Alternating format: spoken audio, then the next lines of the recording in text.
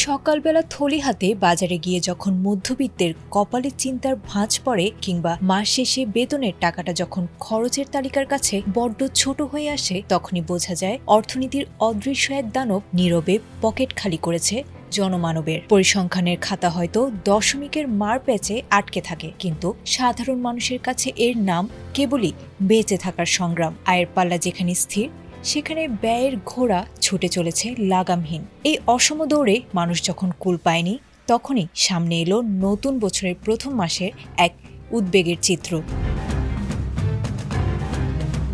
বাংলাদেশ পরিসংখ্যান ব্যুরোর সর্বশেষ তথ্য মতে নতুন বছরের শুরুতেই মূল্যস্ফীতির পারদ আবারও ঊর্ধ্বমুখী। জানুয়ারি মাসে সাধারণ মূল্যস্ফীতি বেড়ে দাঁড়িয়েছে 8.58%, যা ডিসেম্বরে ছিল 8.49%। এই নিয়ে টানা 3 মাস ধরে বেড়েছে এই হার, অর্থাৎ গত বছরের তুলনায় একই পণ্য কিনতে মানুষকে গুনতে হয়েছে বাড়তি টাকা।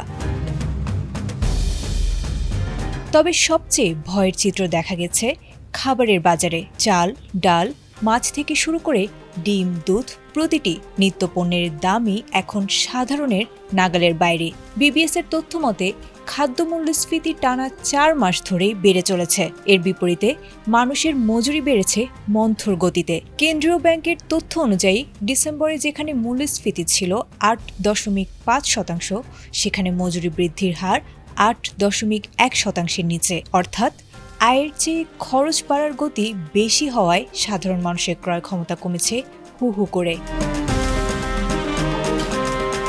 কেন এই অস্থিরতা? কেন্দ্রীয় ব্যাংক ও বিশেষজ্ঞদের মতে বাজারে পণ্যের সরবরাহ থাকলেও পাইকারি ও খুচরা পর্যায়ের আকাশচুম্বী ব্যবধানই এর মূল কারণ। পণ্য উৎপাদন বা আমদানিতে ঘাটতি না থাকলেও সিন্ডিকেট ও অব্যবস্থাপনার কারণে খুচরা বাজারে কমেনি দাম। ফলে নিম্ন ও মধ্যবিত্ত পরিবারগুলো পার করছে সঞ্চয় ভেঙে কিংবা খাবারে কাটছাট করে।